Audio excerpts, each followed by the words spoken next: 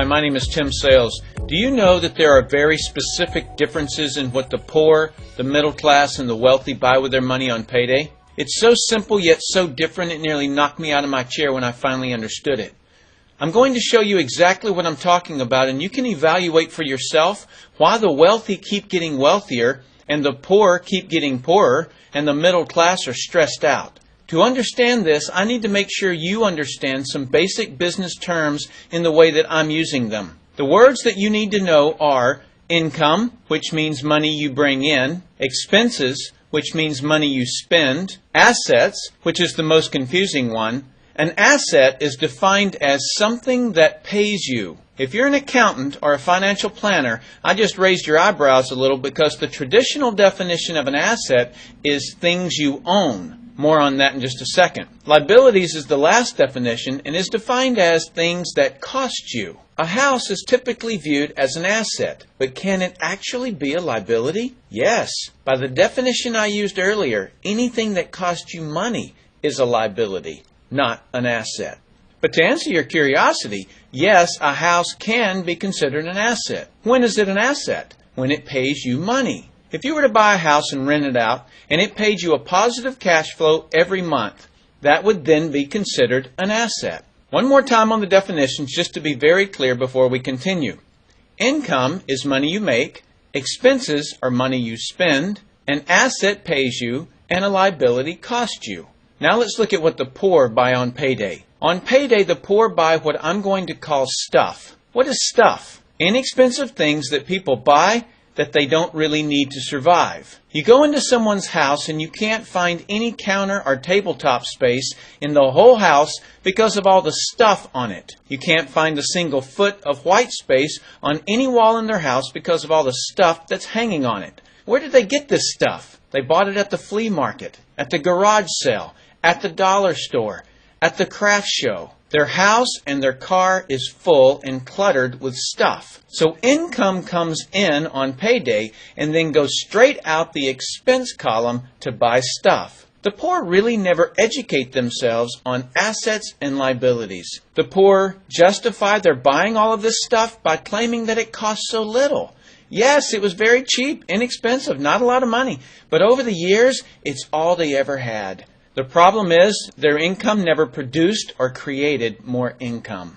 I know this group very well because this was me. This was the way I was raised. I, in no way, am cutting or undermining this group of people or any other group. I just see a lot of financial pain out there and that need not be that way.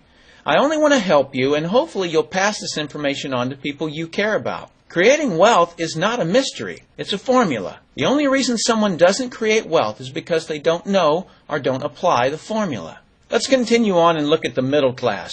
The middle class is the group that society mistakenly thinks are the rich. They are not.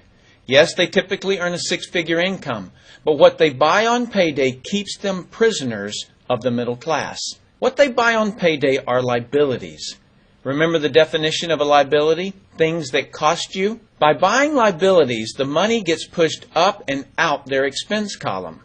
Liabilities are items like cars, boats, houses, airplanes, credit card debt. Let me explain the way this happens. On payday, the middle class make a nice big paycheck. Let's say $15,000 for the month. They then split that down the middle and pay their monthly expenses with half, and with the other half, they make a down payment on a new car. The car costs $7,000 down, and after they tack on the insurance and the maintenance, that liability costs them $1,100 new dollars every single month. A few months go by and they want a boat, then a vacation home, a Rolex watch on the credit card, a vacation on the credit card, and before you know it, their liabilities have raised the expense levels to near or above their income levels.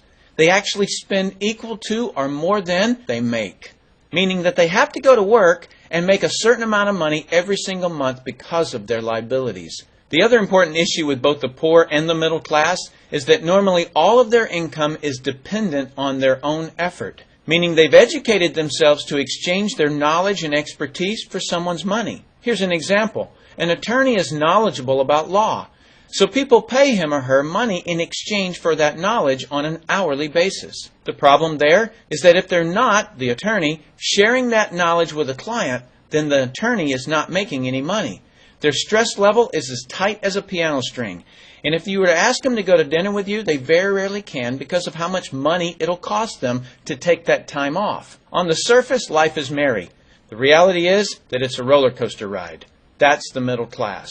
Now let's look at what the wealthy buy. On payday, the wealthy buy assets. Again, an asset is something that pays you. If you want to become wealthy, buy assets that then earn you more income. The money wheel looks like this.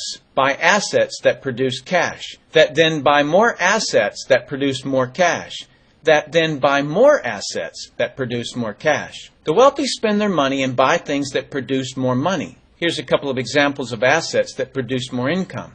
Investments are the obvious: stocks, bonds, real estate. Education is another asset.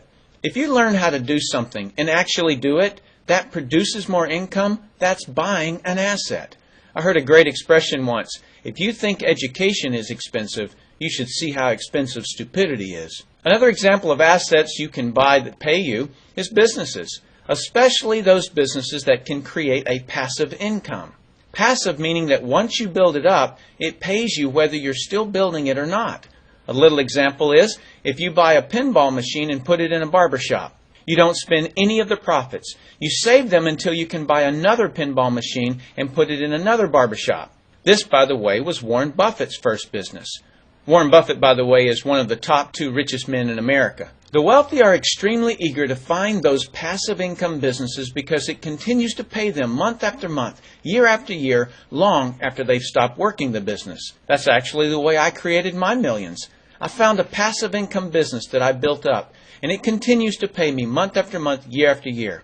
I then took those profits and multiplied them in another passive money business, and then again in another. In conclusion, here's what I've learned. You can't find these passive money businesses unless you're open to hearing about them. Then once you find them, be willing to research them. The reason I say this is that I answered a hokey little ad that I ended up making a couple of $1 million from, simply because of that ad. So these businesses are out there. You've just got to find them. You've also got to be educated enough that when the right situation does present itself, you don't miss it. So remember, the poor buy stuff, the middle class buy liabilities, and the wealthy buy assets, preferably businesses that can create passive money. Then take that money and buy another asset that produces more money. That's the wealth creation formula. I sincerely hope that you've learned a couple of things from this explanation. I'm Tim Sales.